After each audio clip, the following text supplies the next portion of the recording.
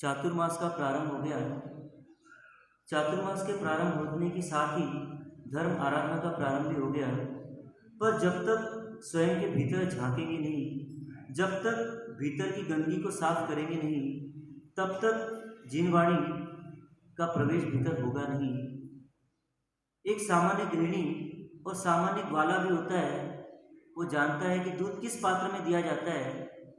ग्वाले के पास यदि आप खराब खरड़ा हुआ बर्तन ले जाएंगे, वो कह देगा कि मैडम ये बर्तन नहीं चलेगा, मेरा दूध बहुत अच्छा है और आपके इस पात्र में जाकर दूध खराब हो जाएगा, आप कृपया इस बर्तन को मांझ कर लाइए या दूसरा बर्तन लाइए। वो ग्वाला भी समझता है कि खराब बर्तन में दूध नहीं दिया जाता। ऐसे ही खराब मन में, दूषित मन में, विकारी मन में जिनवाणी का प्रवेश नहीं हो पाता। जिनवाणी का प्रवेश कराने के लिए मन की शुद्धि बहुत आवश्यक। उस मन को शुद्ध करने के लिए, उस मन को पवित्र और पावन करने के लिए ये पर्व आया है, जो कि 4 माह तक चलेगा। 4 माह तक चलने वाला ये पावन पर्व, चातुर्मासिक पर्व, जिसमें कुछ कर्तव्य हमारे बढ़ जाते हैं। जैसा कि दैनिक कर्तव्य की बात उस दिन चली थी, दैनिक कर्तव्य के साथ ही कुछ पर्व के कर्तव्य भी होते हैं कि जब जब ये पर्व आते हैं तब तब हमें उन पर्वों में विशेष आराधना करनी होती है। जैसे कल चातुर्मासिक पक्षी थी, तो कईयों ने पौषध किया, कईयों ने सामयिक किया, देशावकाशिक आदि किया, और एक शुरुआत की, एक भव्य शुरुआत की इस चातुर्मास के सफ़र की। और उस सफ़र में चलते हुए हमें और क्या क्या करना है, तो जैसा कि अभी बताया कि जिनवाणी जो कि आप्त पुरुषों के द्वारा हम तक पहुंची है, परंपरा से हम तक पहुंची है, और उस ज्ञान को धारण करने के लिए धैर्य की आवश्यकता है। उस ज्ञान को धारण करने के लिए एकाग्रता की आवश्यकता है, अलर्टनेस की आवश्यकता है। जब तक हम अलर्ट नहीं रहेंगे तब तक वो ज्ञान हमारे भीतर आ नहीं पाएगा। उस ज्ञान को अपने भीतर रमाने के लिए बहानेबाजी नहीं चलेगी। बाड़मेर के घर का सीन है, पिंटू खेल रहा है और पापा ऑफिस से आते से पूछा, पिंटू होमवर्क किया या नहीं किया? पिंटू क्या कहता है, पापा बिजली नहीं थी ना इसलिए होमवर्क नहीं कर पाया। पापा कहते अरे मोमबत्ती लगा लेते। पापा माचिस नहीं थी। अरे बेवकूफ, घर मंदिर में माचिस रखी हुई होती है, हर समय माचिस ले लेता वहां से। पापा स्नान नहीं किया था ना, तो गृह मंदिर में कैसे प्रवेश करूं? कितना होशियार है, कितना समझदार है। अरे तो बेटा स्नान कर लेते, पानी नहीं था पापा। अरे पानी नहीं था, मोटर चालू कर लेता। पापा कहा ना बिजली नहीं थी, मोटर कैसे चालू होती? कितने बहाने। एक काम करना, होमवर्क करना है, उसके पीछे कितने बहाने। पिंटू का तो चल गया, पर आप सबका नहीं चलेगा। पिंटू तो बच्चा था, लेकिन हम बच्चे नहीं, अब बच्चों के क्या बन चुके हैं। हाँ, पापा। आपको एक पोस्ट मिली पापा की और मम्मी की। उस पोस्ट के साथ में यदि आप वफादारी नहीं करोगे तो क्या हो जाएगा? आपका जीवन तो जैसा चल रहा है वैसा चलते ही रहेगा। जैसे कि अभी हमारे साहब ने बताया, यहाँ पर लिए हुए एक युवक के इंटरव्यू के माध्यम से कि शहीद हो गए, पर अब शहीद भी हो गए, फिर भी क्या होता है, एक रास्ता मिलता है, कोई आशा की किरण मिलती है और व्यक्ति क्या हो जाता है, वापस तरोताज़ा हो जाता है। तो भाइयों आप तरोताज़ा हो जाइए। बॉर्डर पे लड़ना तो आपको दिन भर है ही, पर 1 घंटे यहाँ पर आएंगे आपको इतनी एनर्जी मिलेगी, इतनी एनर्जी की टॉनिक मिलेगी कि आप अपने मोर्चे पर सावधान होकर, सतर्क होकर रह सकोगे। तो सबसे पहले क्या बताया, ज्ञानियों ने कुछ टूल्स दिए हमको। बहानेबाजी करने वाला हमारा मन तो है ही, लेकिन उस बहानेबाजी करने वाले मन को कंट्रोल करने के लिए कुछ चीज़ें बताइए। ये मन कैसा होता है, मन को थोड़ा समझ ले। मन बड़ा भोला भाला होता है, एक बालक के भांति होता है। ज्ञानी ने भी क्या कहा है, मन एव मनुष्याणाम कारण बंधन मोक्षयो। मन एव मनुष्याणाम कारण बंधन मोक्षयो। मन ही बंधन का कारण है और मन ही मुक्ति का कारण है। इस मन से ही हम बंधन भी बांध सकते हैं और इस मन से ही हम मुक्ति भी पा सकते हैं, लेकिन उपयोग करना हमको आना चाहिए। कार आपके हाथ में है लेकिन आपको चलाना नहीं आता है तो कार भी क्या हो जाती है, बेकार हो जाती है।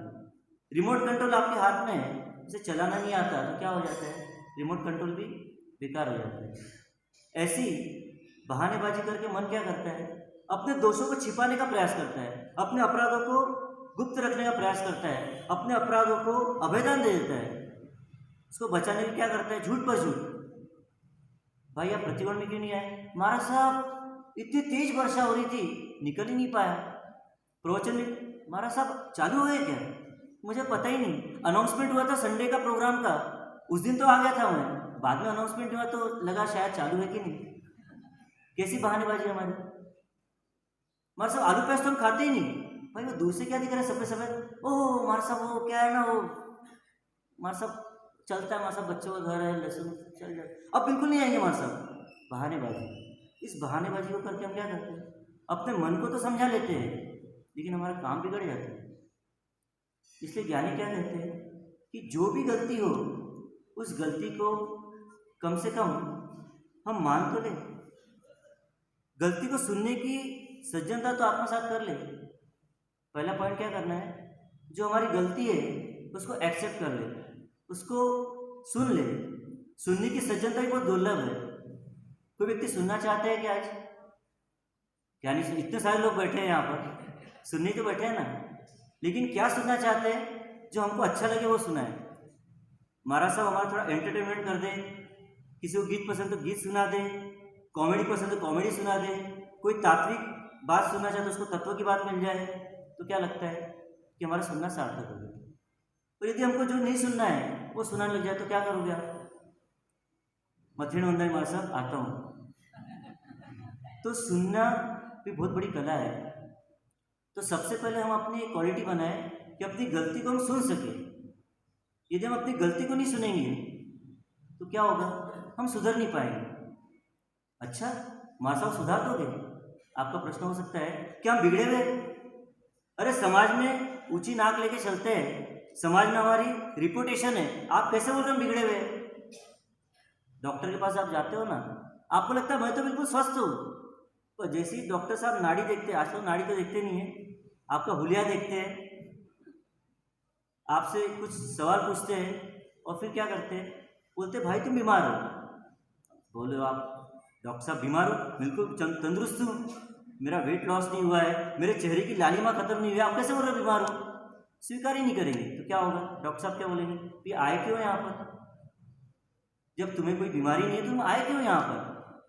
तो स्वीकार करना पड़ेगा, हाँ डॉक्टर साहब आप जो बोल रहे हो सही बात है, मैं मेरे शरीर को नहीं जानता हूँ, लेकिन आप शरीर शास्त्री हो, आप डॉक्टर हो, आप मेरी रग रग को जानते हो, आपने सिम्टम्स देखे हैं, उस सिम्टम्स के आधार पर आप कह रहे हो कि मैं बीमार हूँ।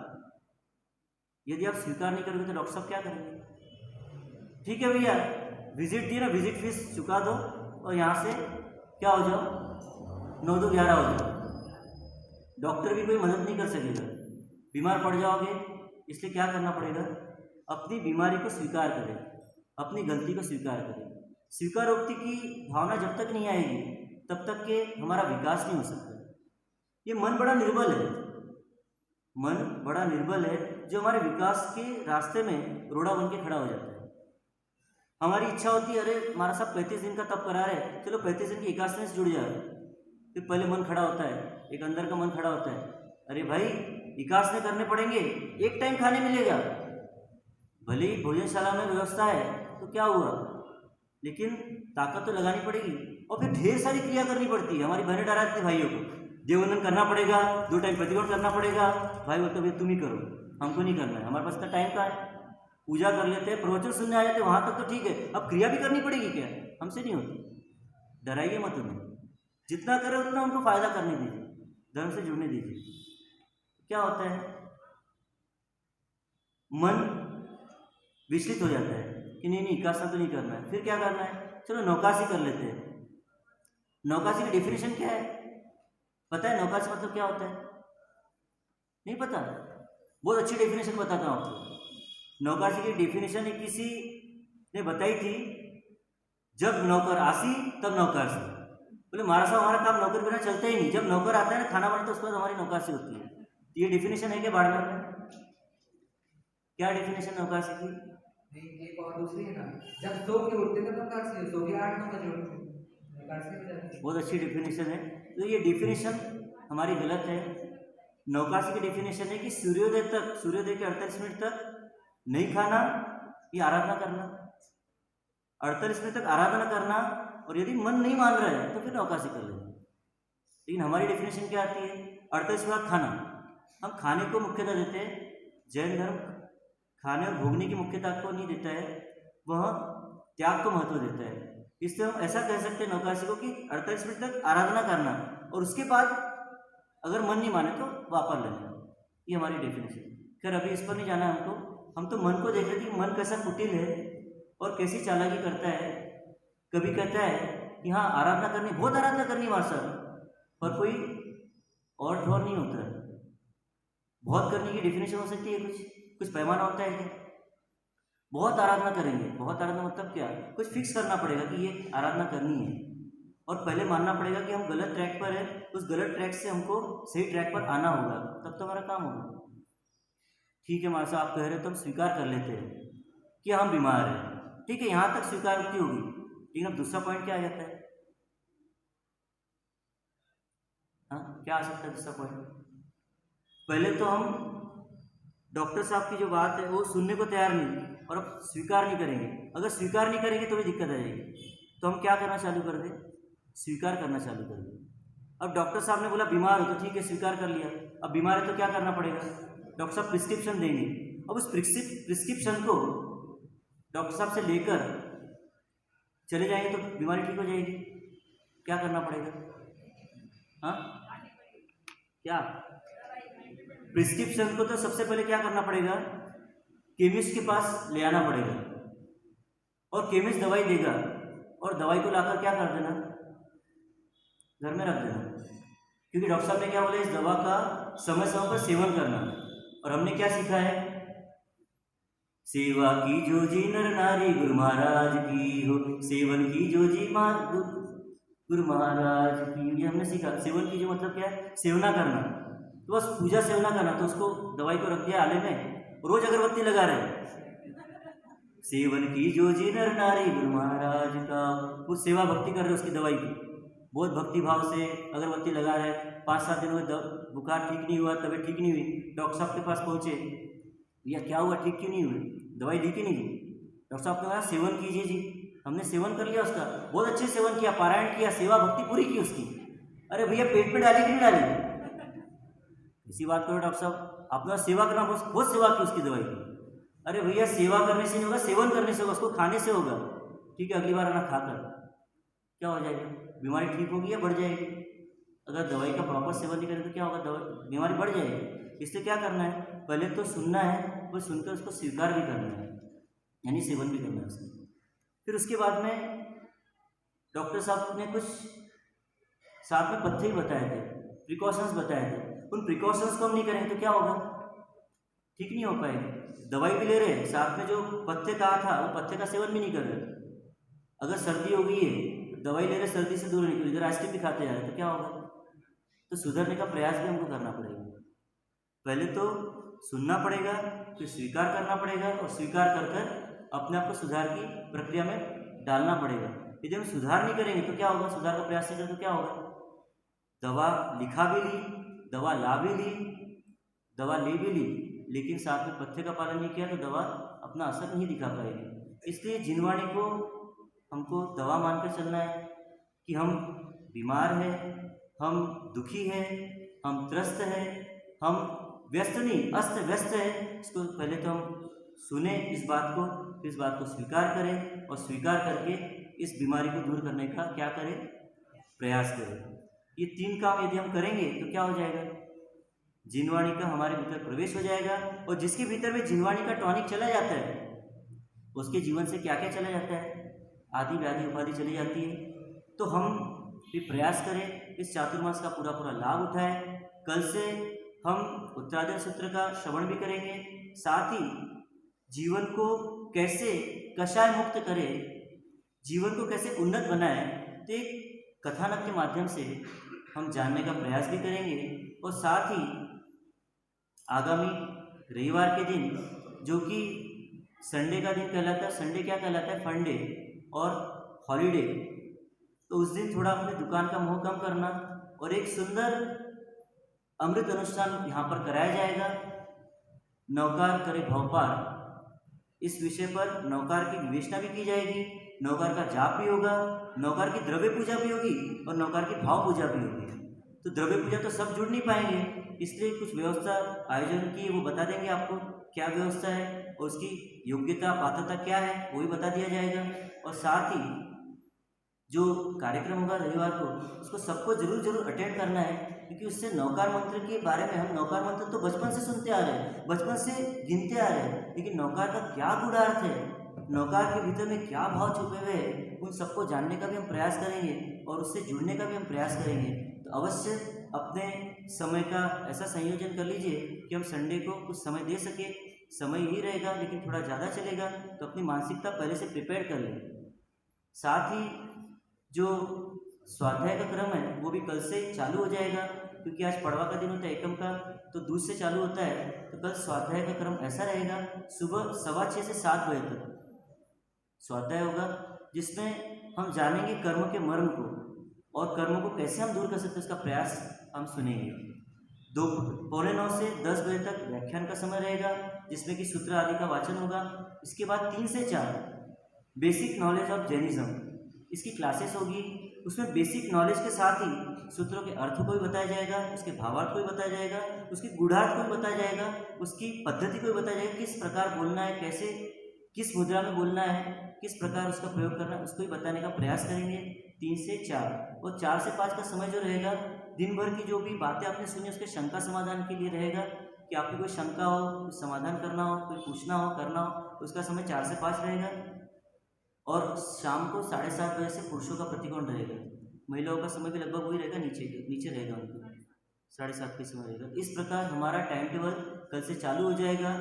परमात्मा महावीर की पाठशाला कल से प्रारंभ हो रही है, तो सभी अपने समय का नियोजन ऐसे करें कि सारी कक्षाओं को हम अटेंड कर सकें, क्योंकि हर कक्षा में अलग अलग चीज़ पढ़ाई जाएगी। क्योंकि क्लासरूम में क्या होता है, कभी फिजिक्स पढ़ाया जाता है, तो कभी हिस्ट्री पढ़ाई जाती है, कभी ज्योग्राफी पढ़ाई जाती है। तो ऐसे यहाँ पर विविध विषयों के माध्यम से आपका ज्ञानार्जन करने का हम प्रयास करेंगे।